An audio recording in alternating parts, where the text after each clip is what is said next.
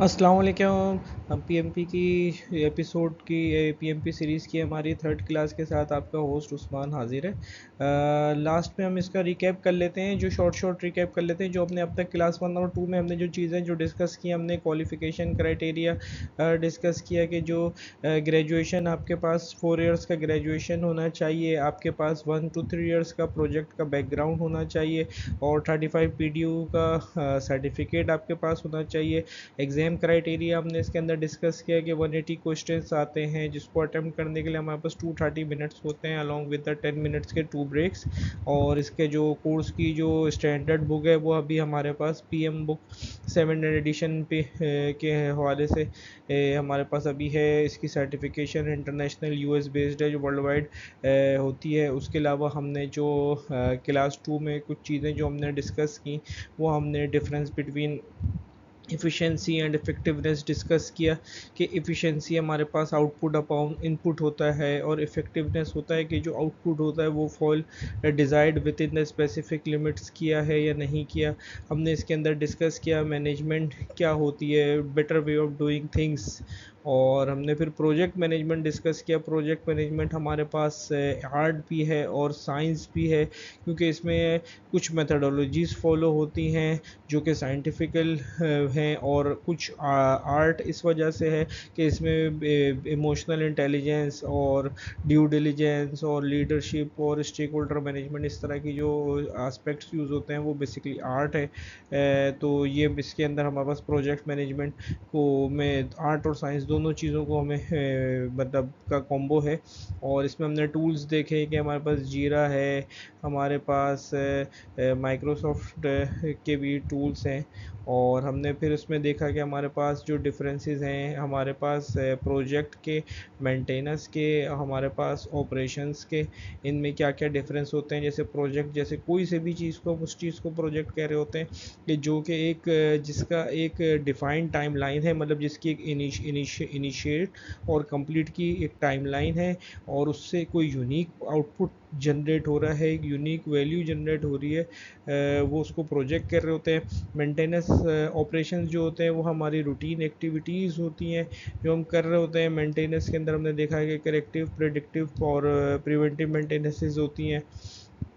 फिर हमने उसके बाद ये भी डिस्कस किया कि जो मेंटेनेंस होती है वो ज़रूरत होती है या मजबूरी होती है। हमने उसके अंदर देखा कि मेंटेनेंस हमारे लिए मजबूरी है, क्योंकि जाहिर सी बात है अगर कोई भी जैसे बिज़नेस का जो एंटरप्रेन्योर होगा वो यही इनिशियली चाहेगा कि मेरे ऐसे प्रोजेक्ट्स, मतलब मेरे इस तरीक़े से और ऑपरेशंस हों कि मतलब मेरे पास फॉल्ट्स अकर ही ना हो। तो वो जाहिर सी बात है, लेकिन इसकी एक उसमें डाउन टाइम की वजह से एक मेंटेनेंस का एक एलिमेंट हमें रखना पड़ता है। वो हम आगे जाके जब हम कॉस्ट के उस डोमेन में आएंगे तो हम इस टॉपिक को बड़ा डिटेल में देखेंगे। उसके बाद फिर हमने लॉ एंड थ्योरी के बीच में हमने डिफरेंस देखा कि लॉ बेसिकली वो चीज़ें होती हैं, वो थ्योरीज होती हैं जो कि साइंटिफिकली प्रूवन होती हैं। मतलब जो जैसे हमारे पास लॉ ऑफ इनर्शिया है, लॉ ऑफ ग्रेविटी है, ये बेसिकली प्रूवन है। और जो थ्योरी हमारे पास वो होती हैं, जैसे थ्योरी ऑफ रिलेटिविटी है, जैसे आइंस्टाइन की थ्योरी है, तो वो बेसिकली अभी साइंटिफिकली हमारे पास प्रूवन नहीं है। वो गो के वो थ्योरी बहुत वैलिड है, लेकिन वो उसको इस्टेब्लिश साइंटिफिकली हम नहीं कर सके टिल टू टाइम। और प्रोजेक्ट्स का हमने देखा कि बहुत सारी हमारे पास मेंटेनेंस एंड ऑपरेशन की एक्टिविटीज़ होती हैं, वो हमारे पास प्रोजेक्ट के डोमेन में फॉल कर रही होती हैं। वो वाया नेम नहीं आ रही होती कि ये प्रोजेक्ट है, मतलब हम बेसिकली उन्हीं खाली चीज़ों को हम देख रहे होते हैं कि ये प्रोजेक्ट जिसके साथ प्रोजेक्ट का नाम एसोसिएट हुआ वो। बहुत सारी मेंटेनेंस और ऑपरेशन की भी कुछ एक्टिविटीज़ होती हैं जो कि मतलब प्रोजेक्ट डोमेन में फॉल करती हैं। तो ये तो हमारे पास रिकैप हो गया। अब हम अपना आज का स्टार्ट करते हैं कंटेंट। हम अपने आज के कंटेंट्स में जो टॉपिक्स हम देखेंगे, मोस्टली हम पीएमओ प्रोजेक्ट मैनेजमेंट ऑफिस, इसको हम मुख्तलिफ इसके एस्पेक्ट्स को हम डिटेल में एनालाइज करेंगे। जैसे इसमें हम देखेंगे कि कौन कौन सी टाइप्स होती हैं पीएमओस की, उनकी क्या क्या पावर्स होती हैं, उनकी क्या ड्यूटीज़ हैं, ऑर्गेनाइजेशनल स्ट्रक्चर्स किस तरीके से हैं और उनके इम्पेक्ट्स किस तरीके से होते हैं, मैट्रिक्स स्ट्रक्चर की वेरिएशंस किस तरीके से हैं, और जो ऑर्गेनाइजेशनल प्रोजेक्ट्स की जो एसेट्स होते हैं वो क्या होते हैं। तो ये सारे टॉपिक्स हम एक एक करके वन बाय वन आज देखते हैं। ये क्लास में हम मोस्टली पीएमओ से रिलेटेड ही सारी चीज़ें कवर करेंगे। अच्छा, सबसे पहले अब हमारे पास पीएमओ के हमारे पास टाइप्स आ जाती हैं। हमारे पास 3 टाइप्स के बेसिकली पीएमओ हैं। इसमें एक हमारे पास सपोर्टिव पीएमओ है, एक कंट्रोलिंग पीएमओ है और एक डायरेक्टिव पीएमओ है। सपोर्टिव पीएमओ पे जाहिर सी बात है सबसे लोएस्ट कंट्रोल होता है पीएमओ के पास, और प्रोजेक्ट मैनेजर के पास हाईएस्ट कंट्रोल होता है। और जो अगर हम एकदम वाइस वर्सा देखें तो जो डायरेक्टिव पीएमओ है उसमें डायरेक्टिव पीएमओ के पास हाईएस्ट कंट्रोल होता है और प्रोजेक्ट मैनेजर के पास लोएस्ट कंट्रोल होता है। ये तो सिंपल सी हमने डेफिनेशन देखी। अगर हम इसमें सबसे पहले ड्यूटी समझें कि उसके पास क्या रोल्स रिस्पॉन्सिबिलिटी होती है पीओ की, तो इसमें जो ड्यूटीज़ के अंदर आ रहा होता है to train the project, to train new project manager regarding work methodologies, rules regulations of the company के जो कंपनी के रूल रेगुलेशंस हैं।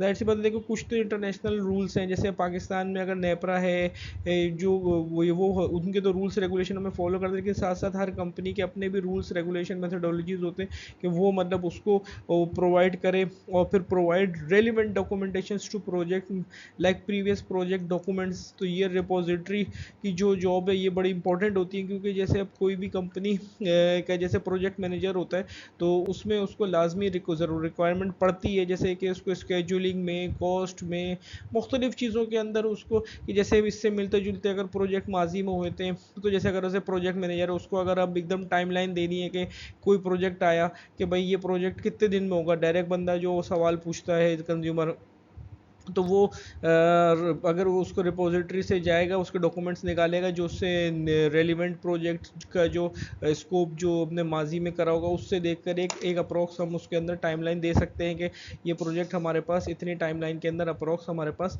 हो जाएगा। और फिर कंबाइन एंड कंपाइल और project related documents when project and, तो जब हमारे पास प्रोजेक्ट हमारे पास एंड हो जाए तो वो फिर जो सारी जो डॉक्यूमेंटेशंस वगैरह वो उसकी एंड की जो वो सारी प्रिपरेशन करके दे।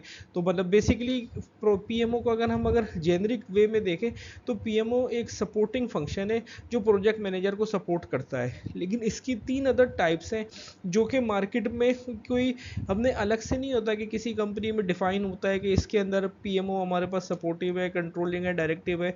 वो वहाँ पे हमें ऑब्जर्व करना पड़ेगा उनके कि किस तरीके से है। और ऐसा भी होता है कि एक कंपनी में मतलब एक ही वक्त में डायरेक्टिव पीएमओ भी चल रहा होता है, सपोर्टिव पीएमओ भी चल रहा होता है, लेकिन यूजुअली मतलब किसी एक टाइप का ट्रेंड फॉलो हो रहा होता है। इन सब के हम प्रोस कॉन्स भी हम अभी आगे की स्लाइड में देखते हैं। सबसे पहले हम आते हैं सपोर्टिव पीएमओ पे। जैसे कि मैंने आपको बताया था कि जो पीएमओ का जो सबसे इम्पोर्टेंट काम होता है provides templates and documents, previous project के जो डॉक्यूमेंट्स हैं वो रूल्स रेगुलेशन डॉक्यूमेंट्स वो प्रोजेक्ट मैनेजर को देना। अच्छा, इस वाले के अंदर आपका जो प्रोजेक्ट मैनेजर को मैंने आपको कहा था कि इसकी हाईएस्ट अथॉरिटी होती है, मतलब और वो सिर्फ पीएमओ खाली एज अ सपोर्टिंग वर्क कर रहा होता है। और मतलब इसमें जो टोटल अगर कोई प्रोजेक्ट की फेलियर की जिम्मेदारी भी जाहिर सी बात है पीएम प्रोजेक्ट मैनेजर के ऊपर होती है, पीएमओ के ऊपर नहीं होती। और इसमें क्या कहते हैं अगर हम उसको देखें हैं कि जैसे इसके अंदर भी जस्ट पीएमओ आपसे सिर्फ सपोर्टिंग रोल अदा कर रहा होता है कि जैसे जो भी उसने डॉक्यूमेंट्स मांगे, कोई प्रीवियस डाटा मांगा, कोई कंपनी के रूल्स रेगुलेशन मांगे, वो उसने उसको चीज़ें करके कंप्लीट करके दे दी। वो उससे ना काम के मुतालिक वो पूछेगा कि भाई ये आपने ये टाइम लाइन थी उसमें आपने ये काम किया नहीं किया, इसकी कॉस्ट इतनी लगनी थी, 10 दिन में 50 लाख लगने थे, या वो 50 लाख नहीं 60 लाख लग गए तो वो 10 लाख की ओवर रन हो रहा है तो उस पर क्या हो रहा है। नहीं, वो इस तरह की कोई चीज़ में इंगेज नहीं करेगा। टोटल फुल अथॉरिटी यहाँ पे प्रोजेक्ट मैनेजर के हाथ में होगी। प्रोजेक्ट मैनेजर शो रन कर रहा होगा और पीएमओ सिर्फ जस्ट उसको यहाँ पे सपोर्ट कर रहा होगा। तो ये हमारे पास सपोर्टिंग पीएमओ की डेफिनेशन है।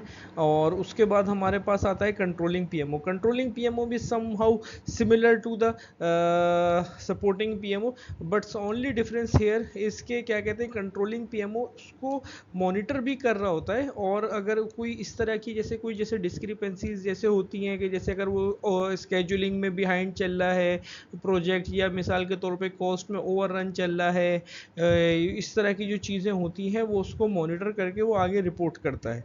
तो वो जाहिर सी बात है, मतलब वो आपको स्टॉप नहीं करेगा, मतलब कि प्रोजेक्ट मैनेजर को कि भाई ये आपने एक्स्ट्रा खर्चा कर दिया है कि आपको यहाँ पर स्टॉप कर दिया जाए, कि मतलब ऐसा नहीं है। लेकिन वो उसको आगे बर्ड आई व्यू करके वो उसको मॉनिटर करके उसको रिपोर्ट करता है। तो यहाँ पर भी मतलब जो फाइनल जो अथॉरिटी होता है वो प्रोजेक्ट मैनेजर ही होता है, लेकिन समथिंग सम सॉर्ट ऑफ के चेक एंड बैलेंस उसके ऊपर है, मतलब इनडायरेक्टली वे में, डायरेक्टली वे में नहीं। मतलब वो आपको डायरेक्ट देख के ऐसा रोकेगा नहीं साइड पे, लेकिन ये है कि वो उस चीज़ को रिपोर्ट करेगा। तो वो इसमें भी जो सारा जो प्रोजेक्ट का सक्सेस और फेलियर का जो सारा जो किरदार है वो प्रोजेक्ट मैनेजर के ऊपर होता है, पीएमओ के ऊपर नहीं होता। उसके बाद हम आते हैं डायरेक्टिव पीएमओ के ऊपर। इसके अंदर हमारे पास जाहिर सी बात है हाईएस्ट अथॉरिटी इसमें पीएमओ के पास होती है, और प्रोजेक्ट मैनेजर के पास जाहिर सी बात है लोएस्ट इसमें अथॉरिटी होती है। और प्रोजेक्ट मैनेजर को हायर भी आपका जाहिर सी बात है ये वाला डायरेक्टिव पीएमओ करता है, उसको प्रोजेक्ट असाइन भी वही करता है, उसको डॉक्यूमेंट्स और जो प्रीवियस प्रोजेक्ट के डॉक्यूमेंट्स हैं, रूल रेगुलेशंस हैं, वो सारे वो प्रोवाइड करता है, बर्ड आई व्यू भी रखता है, मॉनिटर भी करता है, और अगर इन केस जैसे अगर कोई डेविएशन हो तो वो उसको रोकता भी है प्रोजेक्ट मैनेजर को, कि मिसाल के तौर पे कि वो स्केड्यूलिंग में बिहाइंड है, कॉस्ट में ओवर रन है, कोई कंपनी के रूल्स रेगुलेशन पॉलिसीज से प्रोसीजरल एक्टिविटीज से हम आगे वायलेट कर रहे हैं तो उसको भी। तो इस वाले के अंदर जो डायरेक्टिव पीएमओ का जो सिस्टम होता है उसके अंदर जो टोटल प्रोजेक्ट का सक्सेस और फेलियर डिपेंड कर रहा होता है डायरेक्टिव पीएमओ के ऊपर, क्योंकि सारी चीज़ों को ओवरलुक रन टोटल शो आपका पीएमओ रन कर रहा होता है। तो इसकी जाहिर सी बात है जो टोटल उसकी जो rise and falls total depend कर रहा होता है डायरेक्टिव पीएमओ के ऊपर। अच्छा, अब एक सबसे बड़ा इंपॉर्टेंट सवाल आता है कि should a PMO exist in a company. तो वो एज पर जो पीएमआई की जो बुक है वो पीएम बुक का 7th एडिशन जो कि अभी हमारे पास एग्जाम की जो मेन ऑफिशियल बुक है, इसके हिसाब से भाई कि इसमें यस होना चाहिए, क्योंकि कोई भी जैसे इसमें भी जो, हाँ अभी हम आगे जाके इसके देखेंगे कि जो पीएमआई की भी जो बेस्ट प्रैक्टिसेस हैं कि हमें पीएमओ का पीएमओ होना चाहिए, ताकि वो जो भी प्रीवियस प्रोजेक्ट्स के जो डाटा है, कंपनी के रूल्स है रेगुलेशंस है वो दे, ताकि हर चीज़ में जो भी हम आके जैसे स्केड्यूलिंग देखेंगे, कॉस्ट देखेंगे, हर चीज़ के अंदर दो चीज़ों का बार बार जिक्र आएगा कोई भी जैसे चीज़ को इनिशिएट करते हुए। जैसे एक आएगा SME, सब्जेक्ट मैटर एक्सपर्ट, कि जब भी आप जैसे कोई अगर मिसाल के तौर पे कॉस्टिंग के लिए भी जा रहे हैं कि इस प्रोजेक्ट में कितनी कॉस्ट लगेगी, कंज्यूमर आपसे पूछ रहा है, तो एक तो प्रोजेक्ट मैनेजर का अपना तो एक्सपीरियंस होगा ही होगा, प्लस उसकी अपनी कैलकुलेशन तो होगी, इससे तो क़तई नज़र, मतलब इससे तो कोई डिबेट नहीं है। लेकिन उसके अलावा भी वो ये आपको PMI आपको गाइड करेगा कि इसके अंदर आप सब्जेक्ट मैटर एक्सपर्ट, जो इस फील्ड के एक्सपर्ट हैं, जिन्होंने पहले इस तरह के प्रोजेक्ट्स किए हैं, उनके साथ आप लाजमी इंगेज करें, स्टेक होल्डर्स को इंगेज करें। आप अपने जो क्या कहते हैं जो रिपोजिटरी से जो पीएमओ से डाटा मंगवाएं कि जो इससे सिमिलर प्रोजेक्ट्स जो हमने करे हैं इस कंपनी ने, उनको हमने कितने बजट के अंदर किया है, तो उन सबको मद्देनज़र रखते हुए हम जैसे कॉस्टिंग करें, उस सबको मद्देनज़र रखते हुए हम स्केड्यूलिंग करें, उन सबको मद्देनज़र रखते हुए हम स्कोप बनाएं। मतलब जो ये इस वजह से हमें पीएमओ का रोल इम्पोर्टेंट है, क्योंकि रिपोजिटरी के बगैर मतलब हम आगे का डाटा देना बड़ा मुश्किल पड़ जाता है, क्योंकि ट्रेंड एनालिसिस जैसे कोई सा भी एक छोटा सा भी काम होता है उसके अंदर भी ट्रेंड एनालिसिस को देखना पड़ता है। तो इसी वजह से उसका कोई भी प्रोजेक्ट करते हुए पीएमओ का बड़ा इंपॉर्टेंट रोल आता है। तो इस वजह से पीएमआई रिकमेंड करता है कि पीएमओ होना चाहिए। अच्छा, इसके अंदर भी हमारे पास आता है कि ऑप्शनल और एसेंशियल। अब ग्राउंड के ऊपर की कुछ कंपनीज के अंदर जो कि प्रोजेक्ट बेस्ड है उनके अंदर तो एसेंशियल होता है, क्योंकि उनका तो सारा काम ही मतलब प्रोजेक्ट बेस कर रहा होता है। और लेकिन अब इसके अंदर अभी हम आगे जाके हम देखेंगे कि कुछ कंपनीज फंक्शनल मैट्रिक्स फॉलो कर रही होती हैं, कुछ प्रोजेक्ट मैट्रिक्स फॉलो कर रही होती हैं। तो वो जो प्रोजेक्ट बेस्ड कंपनीज होती हैं उनके अंदर पीएमओ एसेंशियल होता है, क्योंकि उनकी कोर ऑपरेशंस उनके ही बिजनेस हैं ही प्रोजेक्ट्स। और जो कि पीएमओ और जो अदर जो कंपनीज होती हैं वो उसके अंदर ऑप्शनल होता है, डिपेंड करता है प्रोजेक्ट की नेचर कॉम्प्लेक्सिटीज़ के ऊपर कि अगर कोई जिस तरह का नेचर का प्रोजेक्ट है उस अगर नेचर उसकी कॉम्प्लेक्सिटीज़ है तो उसके अंदर पीएमओ जाहिर सी बात है इंडक्ट होता है। लेकिन ये कोई ऐसा हार्ड एंड फास्ट रूल नहीं है, लेकिन पीएमआई उसको रिकमेंड करता है कि होना चाहिए पीएमओ। अच्छा, अब इसके बाद हम आते हैं कि which type of PMO is best, कि मतलब कि कौन सा टाइप का पीएमओ बेस्ट है, कि सपोर्टिव बेटर है, कंट्रोलिंग बेटर है, डायरेक्टिव बेटर है। अच्छा, इसके अंदर पीएमआई आपको रिकमेंड नहीं करता कि किस टाइप का है। और तो ये चीज़ हम एज अ प्रोजेक्ट मैनेजर हम अपनी कोई हमारे पास कोई चॉइस नहीं होती कि हमें मतलब कि हमें चाहिए सपोर्टिंग पीएमओ चाहिए या हमें मिसाल के तौर पर डायरेक्टिव चाहिए या कंट्रोलिंग चाहिए। ये कंपनी के नॉर्म्स होते हैं कि मिसाल के तौर पे जो कंपनी उसको के जो एग्जीक्यूटिव्स हैं जो उनको रन कर रहे होते हैं वो बेसिकली एक होता है एज अ प्रोजेक्ट मैनेजर। जब आप किसी कोई प्रोजेक्ट के लिए आपको हायर करते हैं तो वहाँ पे आपको ऑलरेडी जाके आपको आइडिया हो जाता है कि वो वहाँ पे डायरेक्टिव पीएमओ है या सपोर्टिव पीएमओ है या कंट्रोलिंग पीएमओ है। या उसके अलावा भी केस टू केस होता है कि जैसे बास प्रोजेक्ट मैनेजर होते हैं जिनका वास्ट एक्सपीरियंस होता है तो उनकी प्रोजेक्ट के ऊपर अथॉरिटी कंट्रोल ज़्यादा होता है तो वहाँ पे वो PMO as a supportive PMO या कंट्रोलिंग पीएमओ के तौर पे काम कर रहा होता है। ये बाज़ केसेस के अंदर बाज़ सिनेरियोज के अंदर जहाँ पे प्रोजेक्ट मैनेजर को थोड़ा सा लेस्ड एक्सपीरियंस होता है उसके मतलब या इस तरह के प्रोजेक्ट्स में उसका इतना एक्सपीरियंस नहीं होता तो वहाँ पे वो डायरेक्टिव पीएमओ की बेस्ट हो रहा होता है क्योंकि वो उसको मतलब अपने एक्सपीरियंस के बेस से वो चला रहा होता है डायरेक्टिव पीएमओ। तो वो इसमें कोई वो नहीं है कोई स्ट्रेट बॉर्डर लाइन नहीं है कि मतलब कि ख़ास हार्ड एंड फास्ट रूल। लेकिन मतलब इसमें हर तरह के जो पीएमओ हैं उसके अपने अलग अलग एडवांटेज डिसएडवांटेजेस हैं जो हमने डिस्कस किए। इस पॉइंट को फिर हम इसको यहाँ तक रखते हैं। अब इसके बाद हम इसमें आते हैं कि ऑर्गेनाइजेशनल के जो शेप्स और स्ट्रक्चर्स होते हैं उसमें किस किस तरीके से ऑप्शंस होते हैं।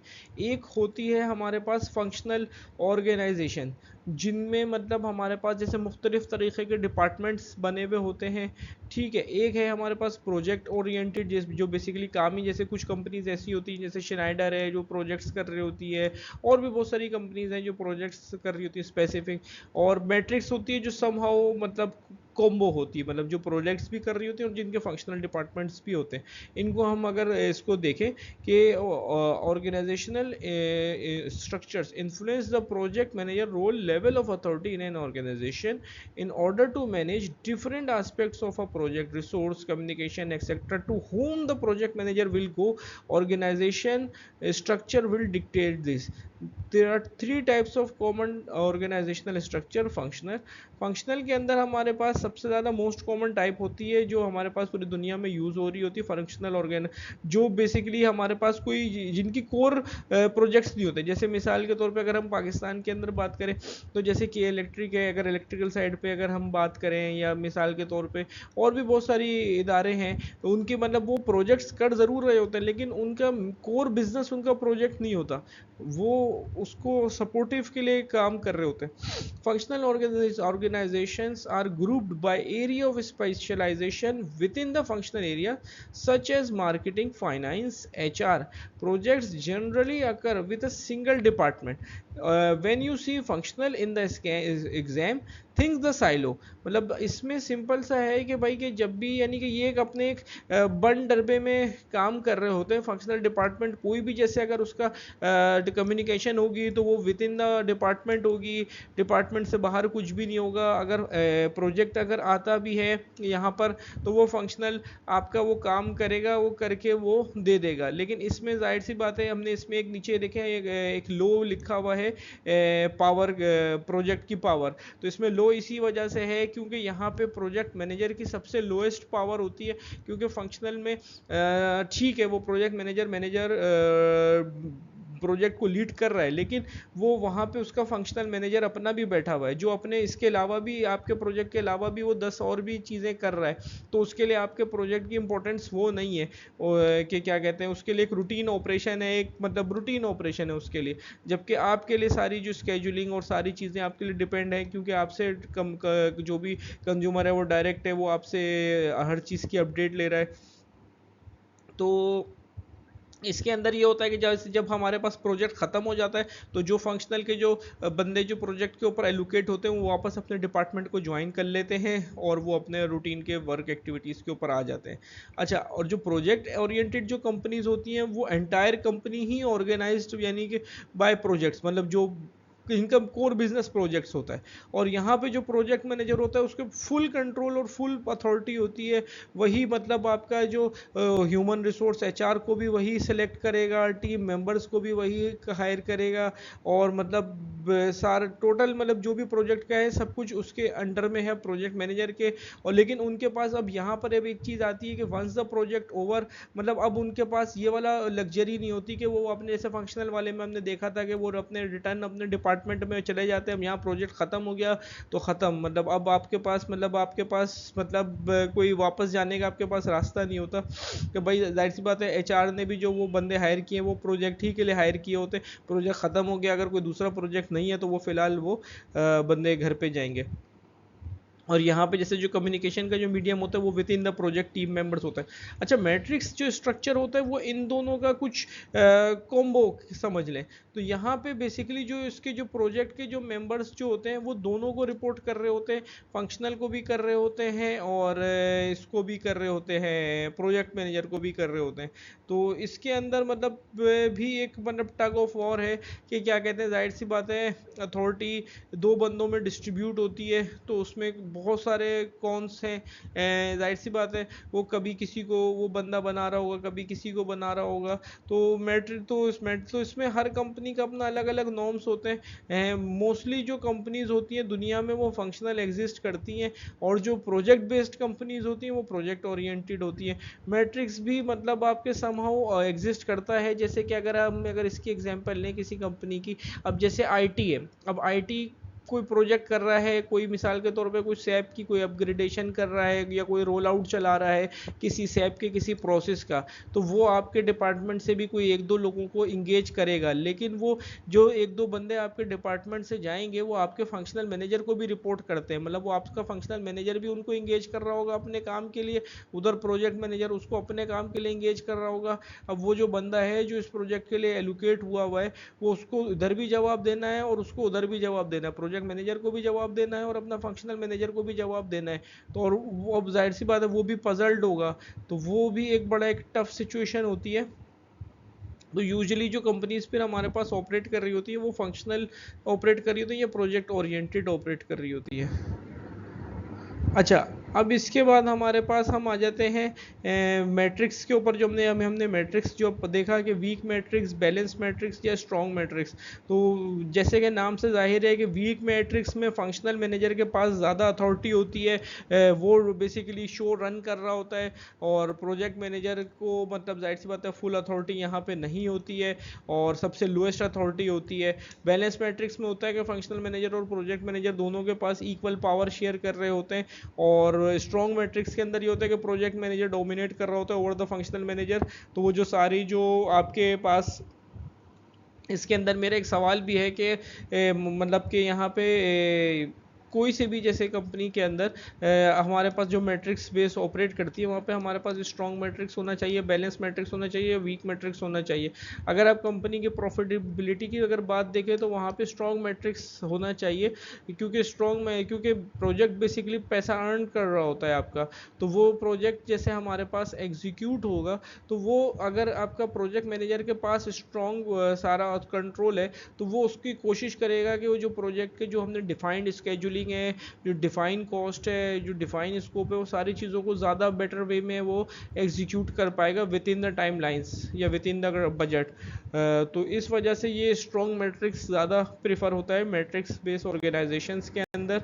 और जो जिन पैरामीटर्स पे जैसे डिपेंड कर रहा होता है कि जैसे कि कंपनी के कल्चर्स पे कर रहा होता है, मार्केट की कंडीशन पे कर रहा होता है, लीगल रेगुलेशंस पे कर रहा होता है।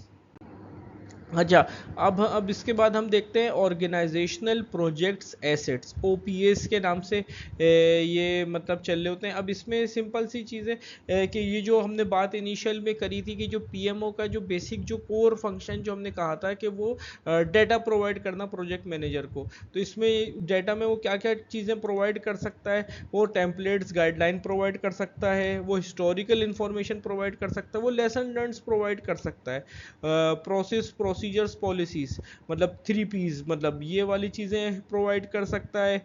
और मतलब मुख्तलिफ़ तरह की जो चीज़ें या जो सिमिलर टाइप के प्रोजेक्ट्स, तो वो उसकी मदद से जो प्रोजेक्ट मैनेजर कोई भी जैसे प्लानिंग के फेस में अगर जाएगा तो उसको मतलब स्केजुलिंग के अंदर भी यहाँ पर फ़ायदा होगा। जैसे लेसन लर्नड है कि भाई जैसे मिसाल के तौर पर पिछली दफ़ा कोई यानी कि हमने कोई कोई ऐसा प्रोजेक्ट किया था जिसमें कोई गाड़ी बनानी थी, उसका एक स्पेयर पार्ट मिसाल के तौर पे किसी आउटसाइड द कंट्री से इंपोर्ट होके आना था।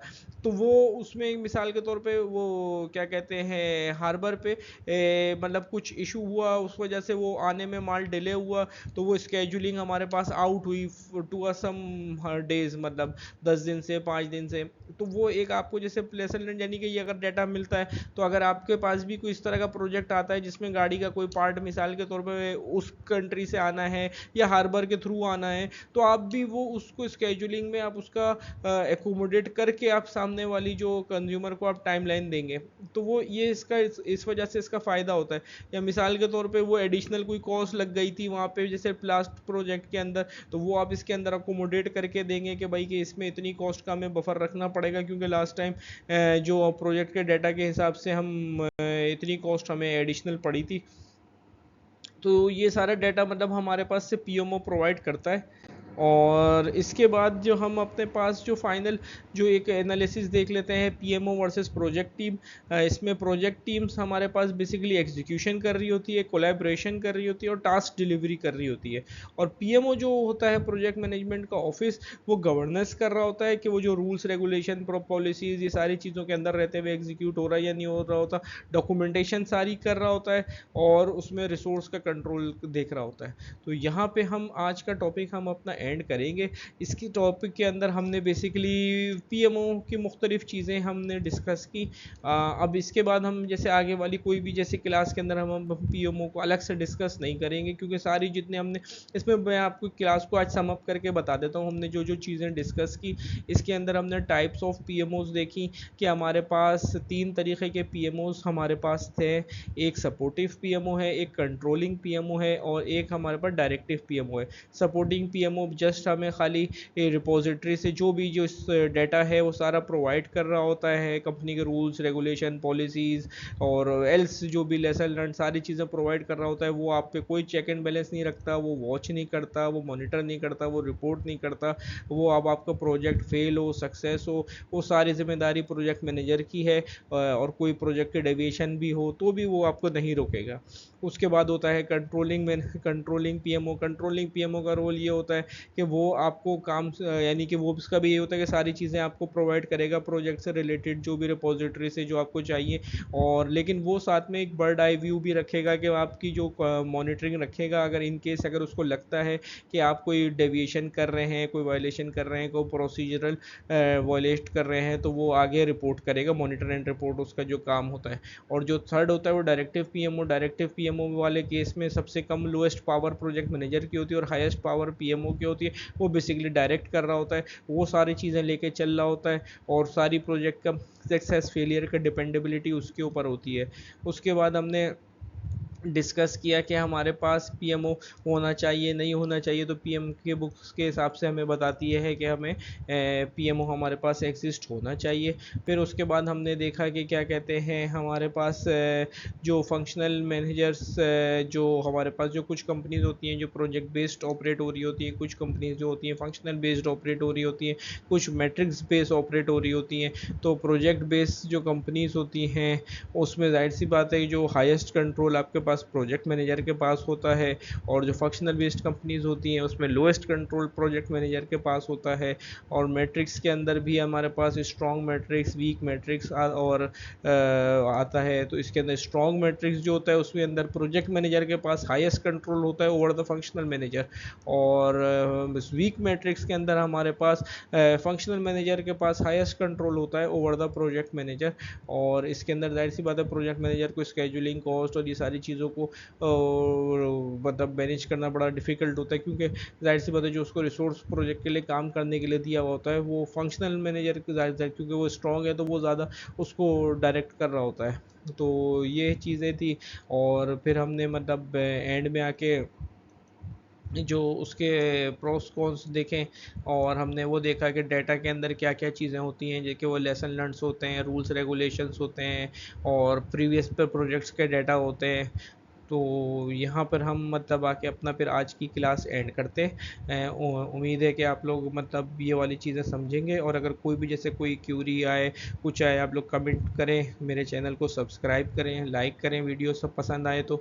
और नेक्स्ट वीडियो में हम लोग इंशाल्लाह मिलते हैं जल्द, और उसमें हम आगे का प्रिडिक्टिव मेंटेनेंस का हम स्कोप का चैप्टर हम स्टार्ट करेंगे इंशाल्लाह, जिसमें हम देखेंगे कि इसको स्कोप के अंदर कौन कौन से मेन आस्पेक्ट्स हैं जिसको हमें मतलब बड़ा ध्यान से करना है, क्योंकि स्कोप सबसे इम्पोर्टेंट एलिमेंट होता है। क्योंकि स्कोप अगर हमने तरीके से अगर डिफ़ाइन नहीं किया, तो हम जब प्रोजेक्ट की कंप्लीशन के ऊपर जाते हैं तो वो हमें कंज्यूमर से उसको वैलिडेट करना होता है स्कोप को। तो जो कंज्यूमर ज़ाहिर सी बात है उस टाइम पे वो स्कोप से उसको आज जो आपने जो आउटपुट बनाया है उसको वैलिडेट करेगा। जैसे स्कोप में मिसाल के तौर पे आपने 5 चीज़ें लिखी थी कि ये चीज़ मैं करके दूंगा, तो वो 5 चीज़ से वो वैलिडेट करेगा ये पांचों चीज़ हुई या नहीं हुई। मतलब तो वो बेसिकली बड़ा इंपॉर्टेंट क्रूशियल पार्ट है कि हम स्कोप को किस तरीके से डिफ़ाइन करें, और स्कोप को बनाते वक्त क्या क्या चीज़ें करें। जैसे कि मैंने आपको दो चीज़ें बताई थी, एक सब्जेक्ट मैटर एक्सपर्ट और एक रिपोजिटरी का डाटा। तो ये तो बड़ा लाजमी और क्रूशल है।